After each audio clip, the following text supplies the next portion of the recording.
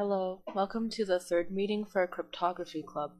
Today we will look at two programs, one for Collatz Conjecture and another one is a short message encryption. And then because we're not really familiar with Python yet, but in the future we need to use Python a lot for creating codes, so we're gonna go to W3 schools and then learn about Python from getting started to strings. First, let's look at the program for Collatz Conjecture. I was planning to do this, but considering that most of us don't have a lot of experience with Python, so I'm just going to show it to you guys and then we can take a look, but we're not going to do it. So the reason why we're not doing it is because there's defining functions, and in it there's lots of variables, and there's a if loop, and there's even nested functions.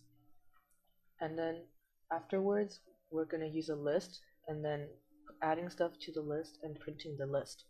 So it's a bit complicated. After a few meetings and we get familiar with Python, I might come back to this and then talk about it. Now let's go to W3 schools to look at Python. We're going to start from home all the way to strings today.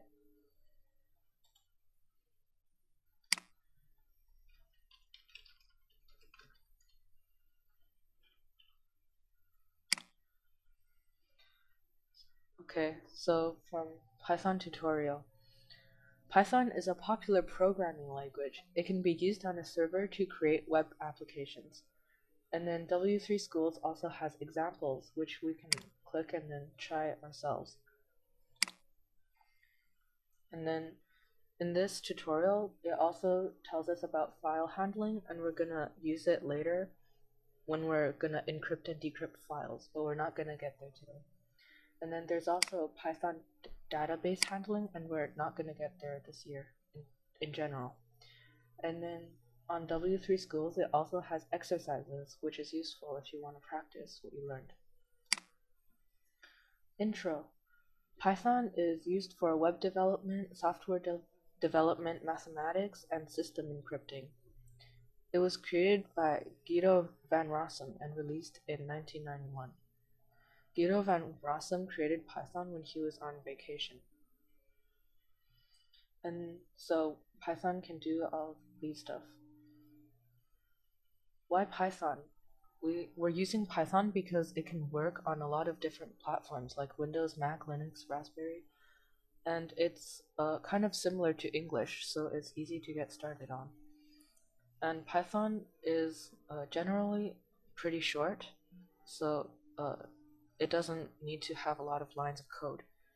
And a good thing about Python is that it can be executed as soon as it's written, unlike some other programming languages. So after we write it, we can run it immediately. And then the Python version we downloaded is Python 3, and it is the same thing in the W3 Schools tutorial. We're gonna write Python in the text editor, but it's also possible to write it in another development environment, such as Dani, PyCharm, NetBeans, or Eclipse. We're not gonna do this in an integrated development environment, but we might do it next year. Python syntax compared to other programming languages. Python was designed for readability, so it's similar to English, and it's also kind of similar to math. Python uses new lines, and other programming languages often use semicolons or parentheses.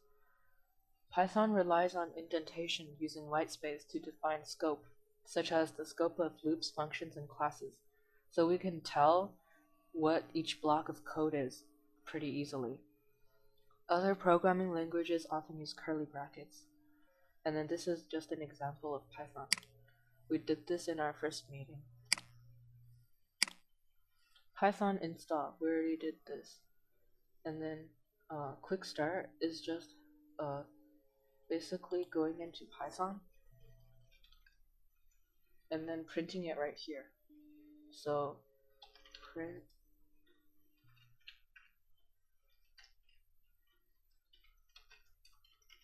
print hello world, and then we can get the results immediately.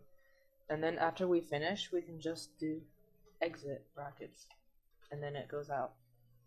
So that's the command line. Yeah. Python syntax. This is also still just using the command line. Indentation is important for scope. So basically, if there's an if loop, we can put an indentation. Indentation can be any amount of spaces. Usually we just use tab. And then for like an if loop and defining functions and everything like that, there are colons here. And this is really important, so you can't leave this out. And then after the colon, you skip a line and put some indentations. So this is an if loop over here, and it says if 5 is bigger than 2, we know it is, so this will definitely become printed. And then this is 2 indents, and then print 5 is greater than 2. So over here, if we try it ourselves, it's gonna print 5 is greater than 2. If you don't put the indentation, it's not gonna look at the print as part of the if sentence, so it's gonna have an error. The number of spaces is, it can be whatever you want. So if you put 1 space, it works. If you put this many spaces, it also works. So these two can both work. But if it's in the same block of code, like in the same scope, then the amount of indentation has to be the same. So over here, if you put 1, for the next line, you also have to put 1. So this one, it won't work and will give you an error. For variables, the letter is basically a container. You can put whatever you want in it. And the equal sign doesn't actually mean x is equal to 5. It just means you put 5 into x. So the variables are created when you assign a value to it. So x equals 5 is putting 5 into x.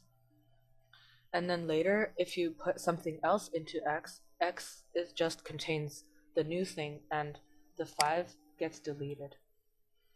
And then for y, it's a different variable. So you put the string hello world into y here if you put y equals hello world.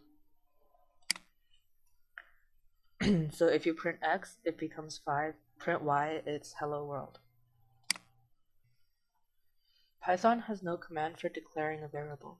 If you assign a value to it, the variable becomes true. Comments is for readability. So you can, if you want to explain something, you can put a hashtag, and then the rest of the line will be a comment and it won't be run. So this will just print hello world. Okay, we can do some exercises. This is just print. And then here it says to put some indentations. So we can put, for example, 2.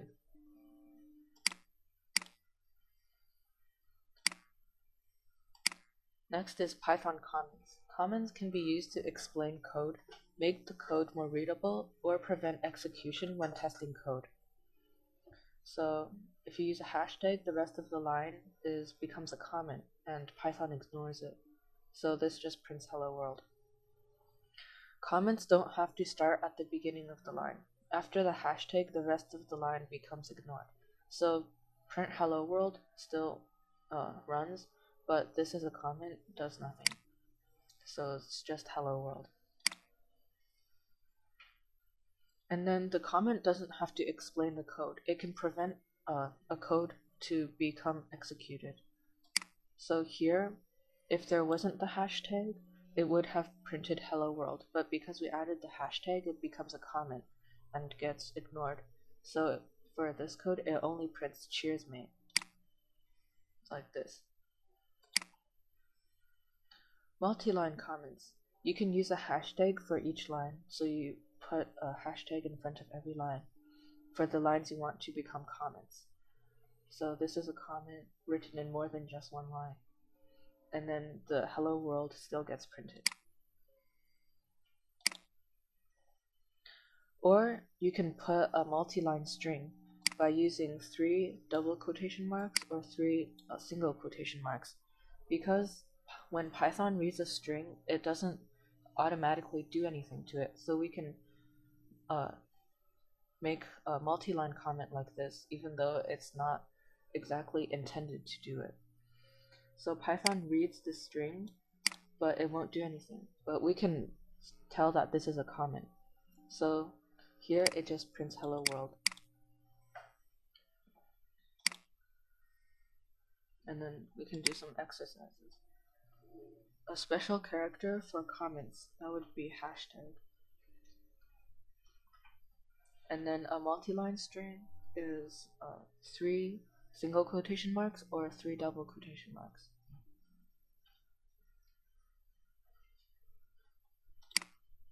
Python variables. Variables are containers for storing data values. Python has no command for declaring a variable. A variable is created the moment you first assign a value to it. So here we assigned 5 to variable x, and the string John to variable y. So if we print x and y, it will be 5 and John. Variables do not need to be declared, and they can be changed. So here, x contains 4, and 4 is an integer. But here we changed x, so we took out 4 and put Sally in it instead. So now x is a string. If we print x, it will print Sally. Casting. If you want to specify the data type of a variable, this can be done with casting. So if you want the 3 to be a string, you can do string 3. And then y, you make it integer 3. Z, you make it float 3. Float is turning it into a decimal number, so 3.0. And then int is turning it into an integer. String is turning it into a string. So 3, 3, 3.0. We can't see it here, but x is a string. So when it prints it, it doesn't put quotation marks, even though it's a string. Get the type. If you want to know what type it is, you can use the type function. So type x would be integer, type y would be John. Type y would be string. Single or double quotes. Single and double quotes are the same thing. So double quote John and single quote John is the same. Case sensitive. So for the name of the variable, whether it's capitalized or not changes it. So this lowercase a and uppercase a are 2 separate variables. So uppercase a will not overwrite lowercase a. So lowercase a prints 4, uppercase a prints Sally. Variable names. A variable name must start with a letter or the underscore character. It cannot start with a number. The variable name can only contain alphanumeric characters and underscores. Variable names are case sensitive, so age all in lowercase, age with capital letter A, and age all capitalized are 3 different variables. You can make a variable have a short name like x and y, or a more descriptive name like age, car name, total volume. And then example, these are all legal, so you can put John into all of these. But these are illegal. So this one is illegal because there's a 2 in the front. This one you can't put a dash in the middle, and this you can't put a space in the middle. So this gives an error. But if we change it, take off the 2, take off the dash, and take off the space,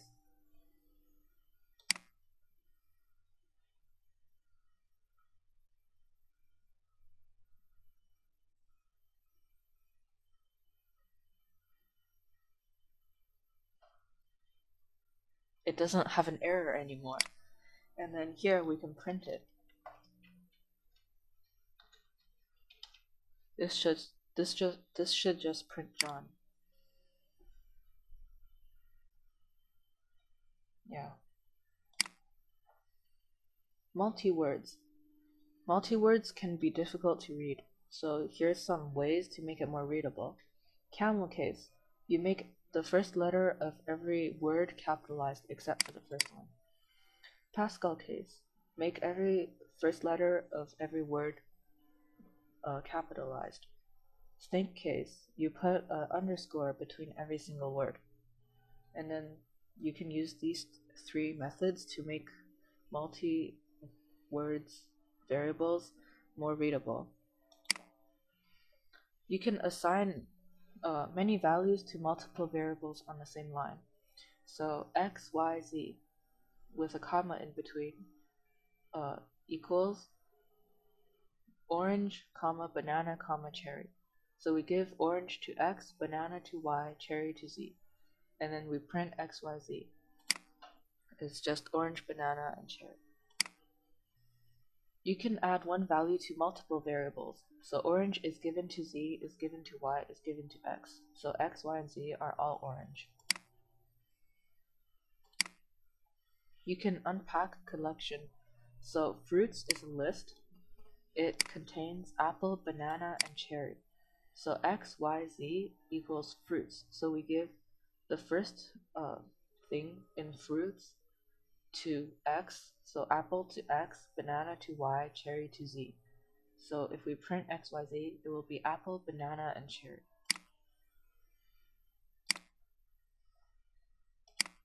Output variables. You can print the variables. So print Python is in strings. Use a plus sign and then x. X is a string which is awesome. So this prints Python is awesome. Here, the addition symbol is just combining the two strings together. So it's Python is awesome. You can use the plus sign between two variables. So x plus y is Python is awesome, and then we give that to z. If we print z, it would be Python is awesome. For numbers, the plus sign works as a mathematical operator. So if we do x plus y here, x is 5, y is 10, so it would be 5 plus 10, which is 15. If you try to combine a string and a number, Python will give you an error because it doesn't work like that. So this wouldn't work. You can only add numbers together or add strings together. But if we turn the 5 here into a string, it would work. So it's 5 John. Global variables. Variables that are created outside of a function, as in all of the examples above, are known as global variables. Global variables can be used by everyone, both inside of functions and outside. So if we create a variable which contains awesome, and then define a function called myfunc, and then print Python is the string plus x. The x over here would be the global function of x. So if we run the function that we defined here, it would print Python is awesome.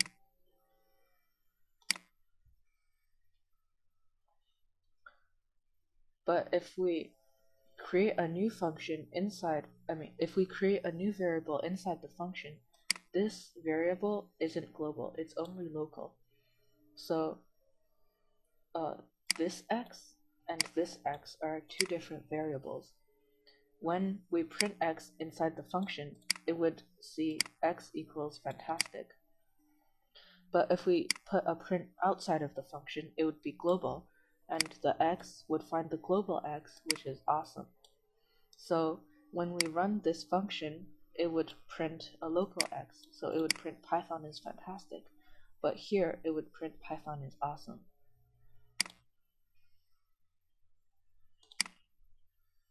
The global keyword. Normally, when you create a variable inside a function, that variable is local and can only be used inside that function. To create a global variable inside a function, you can use the global keyword. So if we want to create a variable, but then the variable can be used outside the function as well, then we use global x. And then the x, we give a value to x. X is fantastic. And then run the function, the x would be fantastic, and then print Python is plus x. This x would look for the global x, which is here because we said the x is global. So this would print Python is fantastic. Use the global keyword if you want to change a global variable inside a function. So we assigned a variable outside global x. This x is global and it's awesome. And then we want to change it when we're inside the function.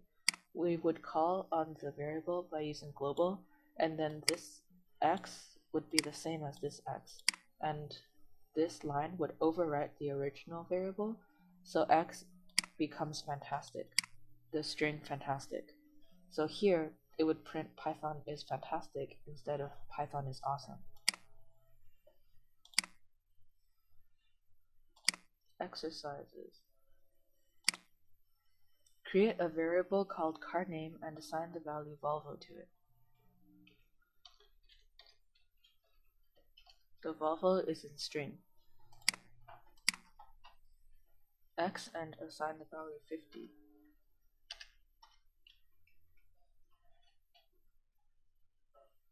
Display the sum of 5 plus 10 using two variables x and y. So x would have 5 in it, and then you add them.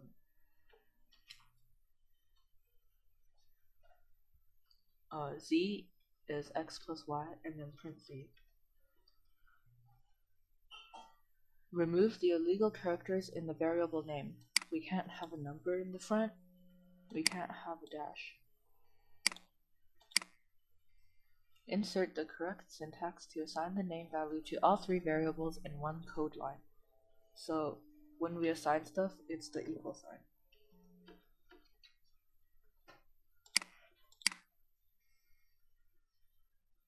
Insert the correct keyword to make the variable x belong to the global scope.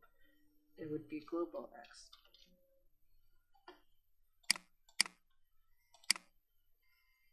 Okay. Data types. Built-in data types. In programming, data type is an important concept. Variables can store data of different types, and different types can do different things.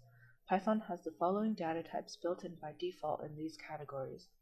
Text type is a string, so basically the stuff in quotation marks. Numeric types, there's integer, float, and complex. Float is a decimal, and complex is a number that has an imaginary part and a real part. Sequence types, there's list, tuple, and range. Mapping type is dictionary, so basically there's a key and a value. And then set types, there's set, and we don't need to worry about frozen set. Boolean type is bool, so it's just true or false. And then we don't need to worry about binary types. Getting the data type, you can use the type function. So here it would print, because x is an integer, it would print int. Setting the data type. When you assign a value to a variable, the data type is set. So here x is a string, here x is an integer, here x is float, and list, tuple, etc. We can try it. So x is hello world in string, and then print hello world, print type x, and x is a string. You can set the specific data type. So if you're not sure and want to be sure about it, you can put like a string, hello world, and you can be sure that it's a string. This makes it integer 20, float 20.5, etc.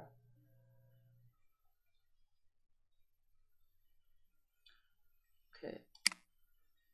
The following code example would print the data type x. What data type would that be? This would be integer.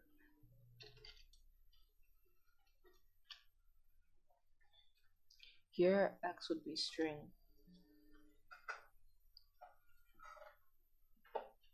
This would be a float because it has a decimal in it. And then this would be a list. This is a tuple. Lists is like the square brackets. This is this type of brackets. So this would be dictionary because it has a key and a value separated by a colon, and there's like this type of bracket. So this is dictionary, and then this is a boolean. Insert the correct syntax. Oh, this is for numbers. Okay, Python numbers. There are 3 numeric types in Python: integer, float, and complex. Variables of numeric types are created when you assign a value to them. So here, 1 is given to x. X would be an integer. 2.8 is given to y. Y would be a float. 1j is given to z, and z would be complex. If you want to see what type it is, use type function. Integers is a whole number, positive or negative without decimals of unlimited length. So x, y, and z are all integers here. Float numbers.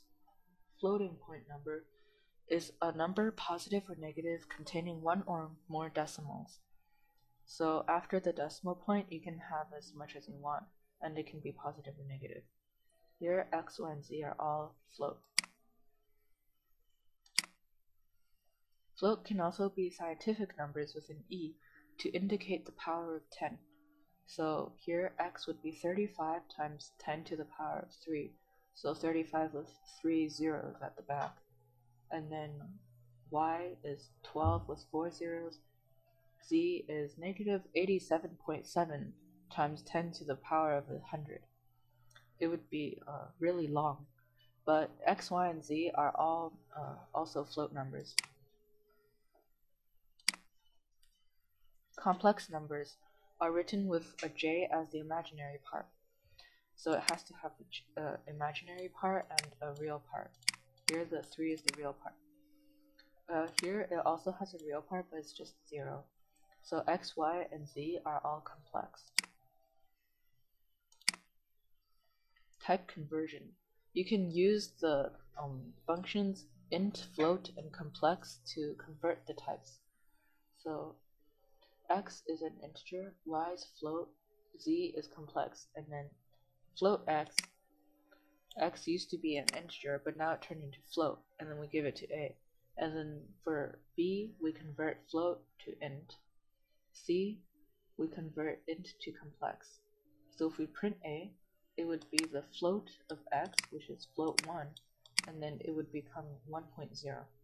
B is the integer of y. Y used to be 2.8, but the integer of 2.8, it just cuts off the decimal and turns it into 2. C is complex of x. X is 1, and then complex adds a imaginary part, so it would add 0j. So that would be a, b, and c, and then print type a. A would be a float, b would be an integer, c would be complex. Yeah. Random number. Python does not have a random function to make a random number, but Python has a built-in module called random that can be used to make random numbers. So you have to import it by using the import keyword and then import random. And then you can print a random number by using random.randrange bracket 1, 10. The 1 and 10 is the range of what you want between. So it would choose a number between 1 and 9. It doesn't include the 10. And the number it chooses will be a random number. So it shows 8. And then if we run it again, it will give another random number between 1 and 9.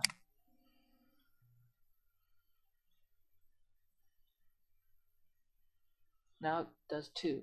And then we can also change the range of it. So pretend I want to make a random number between 1 and 100. I would do that.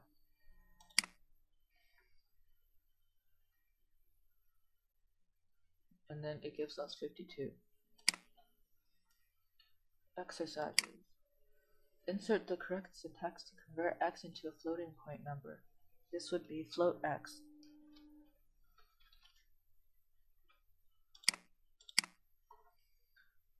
Convert it into an integer, it would be int x. Into a complex would be complex x.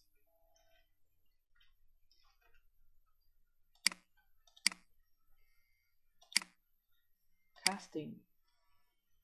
Specify a variable type.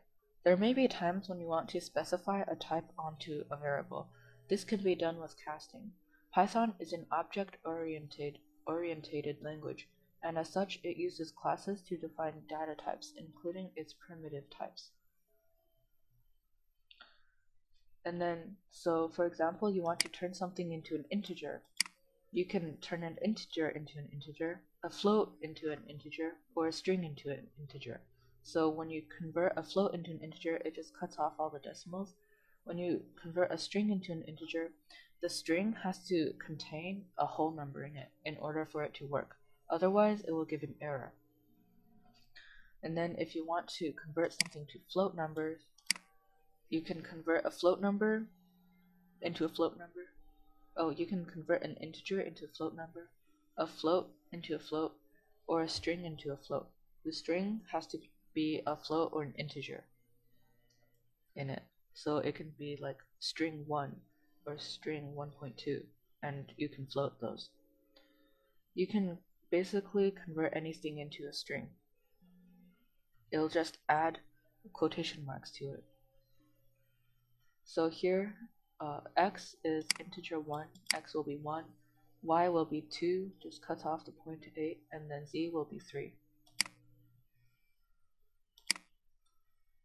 Here, x would be 1.0, y would be 2.8, z would be 3.0, w would be 4.2.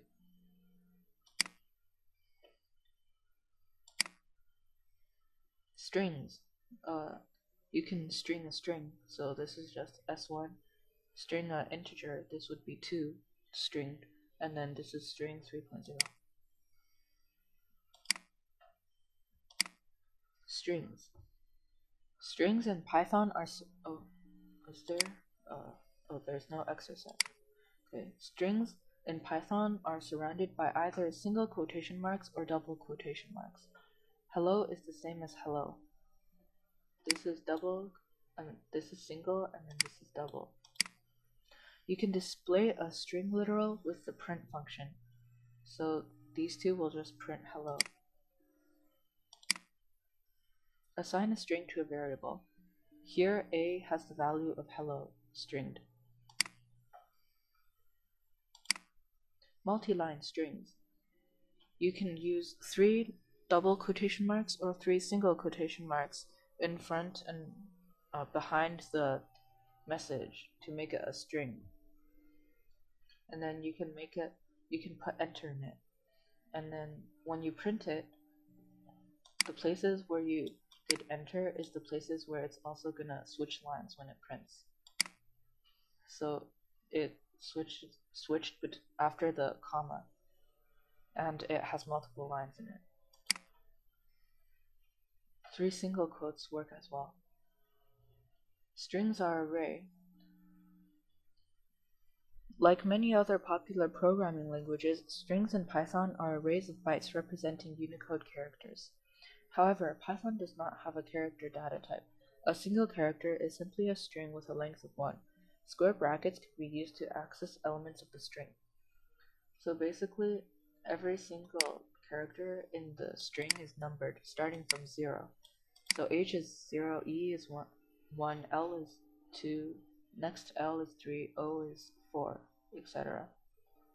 So when we want to find one of the characters, in the variable a, we can use square brackets and then put the sequence number in it. So 1 would be e, because age is 0, and then it prints e. Looping through a string. We can use a for loop to loop through the characters in a string, because strings are arrays. So we can do for x in banana, colon, indent, print x. So it loops through the word banana. So x is the characters in it. So it would first go to b, and then go to a, n, a, and a. So when we print it, it would first print b, and then print a, and then print n. So it'd look like this. String length. We can find the length of the string by using the len function. So a contains the string hello world, and then when we length a, it would print a number to see how long the a is. A is 13, so it would start from H to exclamation mark. That's 13 characters. 1, 2, 3, 4, 5, 6. Yeah. To check if a certain phrase or character is present in a string, we can use the keyword in. For example, check if free is present in the following text. TXT equals the best things in life are free. Print free in text. This has a Boolean value. It would either be true or false. So because free is in the TXT, so it would print true. Use it in an if statement. So here you can still do a variable txt, the best things in life are free, and then if free in txt, print yes, free is present. Because free is in it, so the print will be printed. Yes, free is present. Check if not. So like in, you can use not in. So expensive, not in txt. This is true because expensive is not in txt, so it will print true. You can also use an if statement and use not in.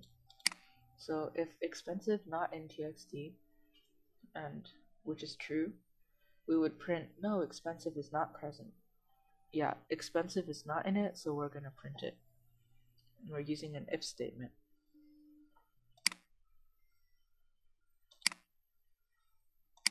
Slicing strings. You can return a range of characters by using the slice syntax. Specify the start index and the end index separated by a colon to return a part of the string. B is hello world. Print B square bracket 2 colon 5 square bracket. So this prints from position 2 to position 5, but it doesn't include position 5. So it prints position 2 to position 4. And then 2 is going to be L because we start from 0. So 0, 1, 2, and then all the way to 5, so it's LLO. And then we would print LLO.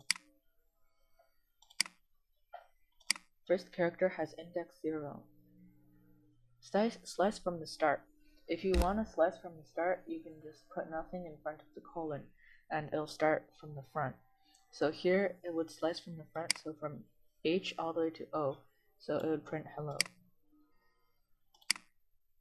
Slice to the end. Don't put anything after the colon, and then it just starts from 2 all the way to the end. So it starts from L to exclamation mark. Lower world. Negative indexing. If you want to count from the back, if you start from the back, this exclamation mark would be -1, D would be -2, L would be -3, and so on. So you start from -5, that would be W, and then all the way to -2, so L, and it would print ORL. It actually includes this one now.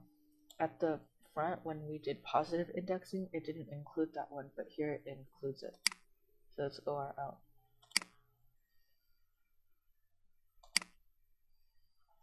We can modify strings. Python has a set of built-in methods that you can use on strings. If you want to turn everything in a variable, of the string into uppercase, you can do the variable dot upper and then nothing inside the brackets, and then this will make everything uppercase. Hello world. Lowercase is the same but with dot lower. Now everything's lowercase. Remove white space.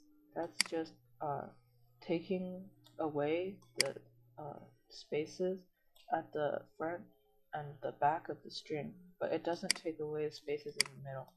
So it's hello world. Replace. You can replace a string with a different string. So here it replaced H with J. So it's Jello world. The replace is you put the thing that wants to be replaced in the front and then a comma and then what you're replacing it with after the comma. You can split the string too. So you say which character you want it to split at and then it would return a list of the two items that you split it into. So here you split it at the comma, so it will return the list of hello as the first thing in the list and world as the second thing in the list.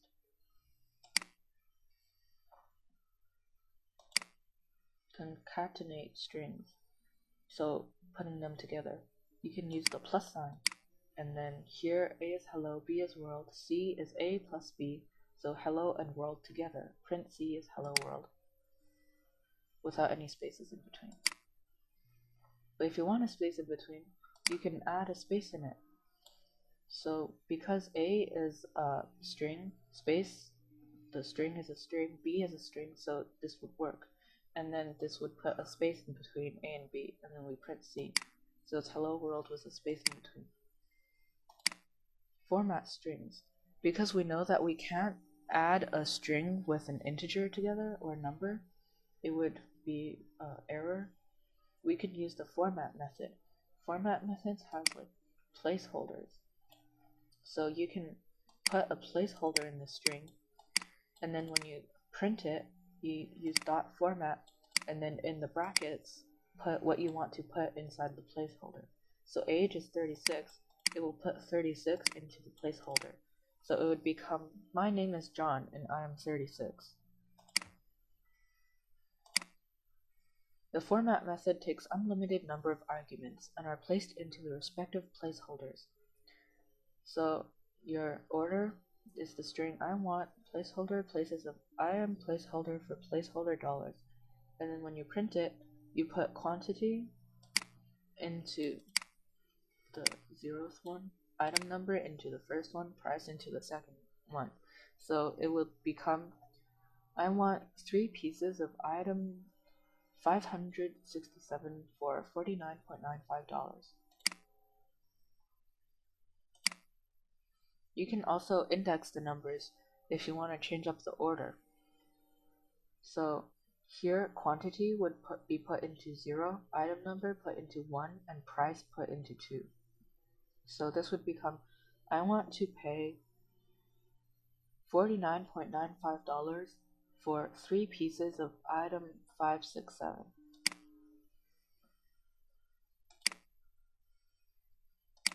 Escape characters.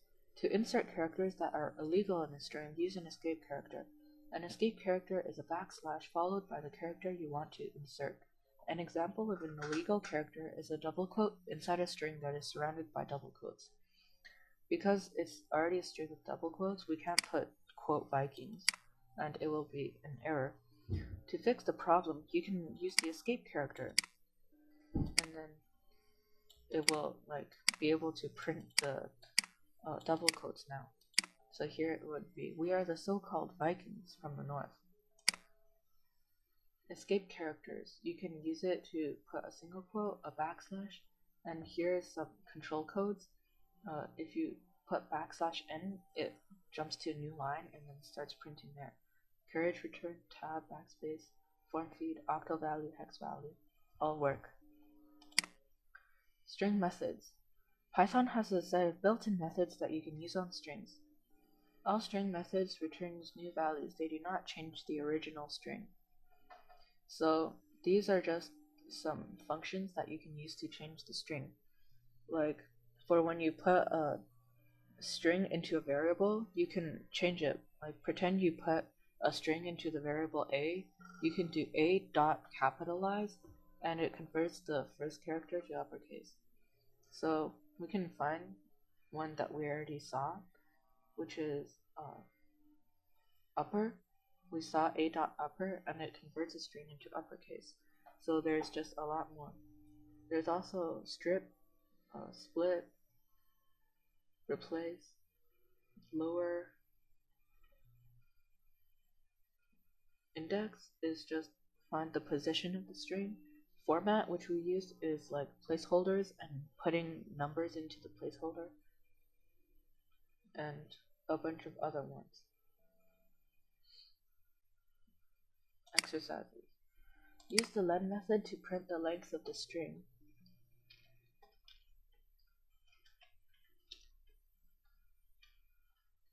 First character of the string txt. So txt, square brackets, first character is 0.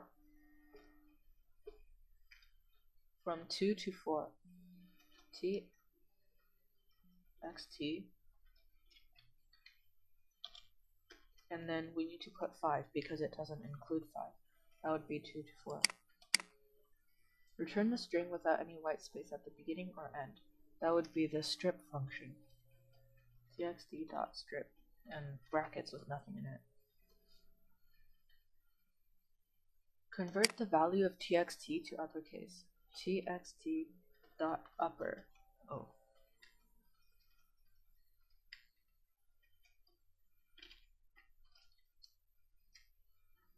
To lowercase. txt.lower. Replace the character h with a j. This would be txt.replace h in quotation marks with the string of j.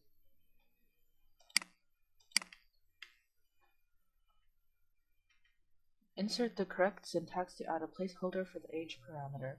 It would just be the curly brackets.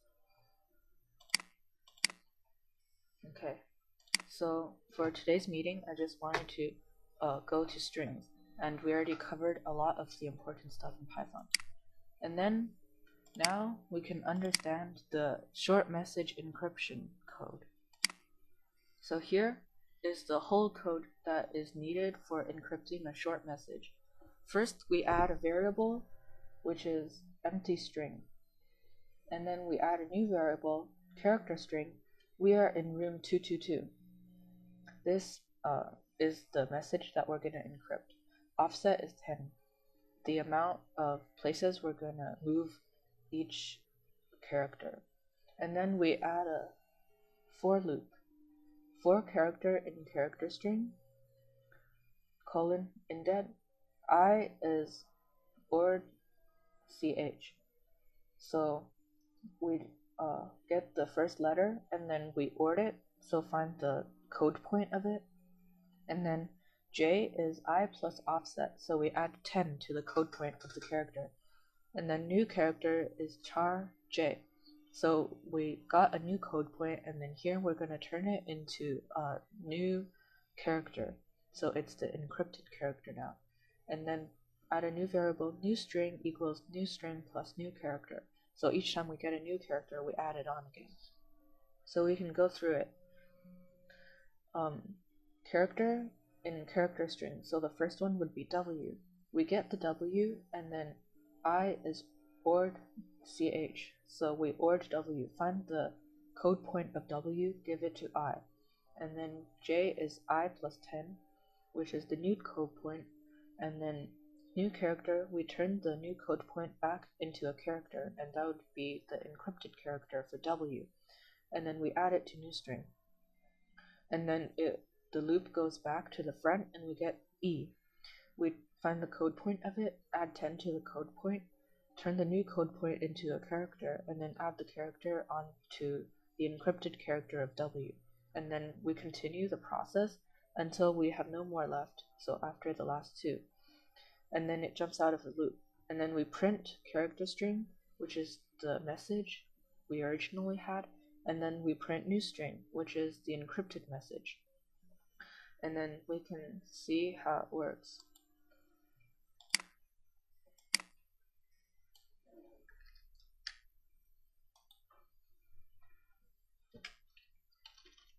In idle, new file, put it in here, and then save as.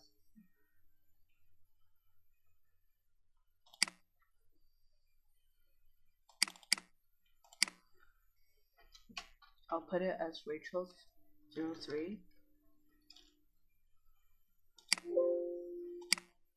and then we run it. So the original message is we are in room 222, and the encrypted message is this. Yay, we have completed our first encryption. And then here for the offset, if we want to make every single character offset 9, we can just change 10 to 9.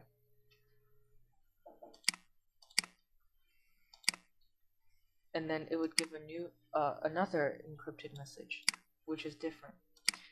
And then for homework, I want you guys to just copy this code if you can't write it on your own yet, and then test around with the message and the offset.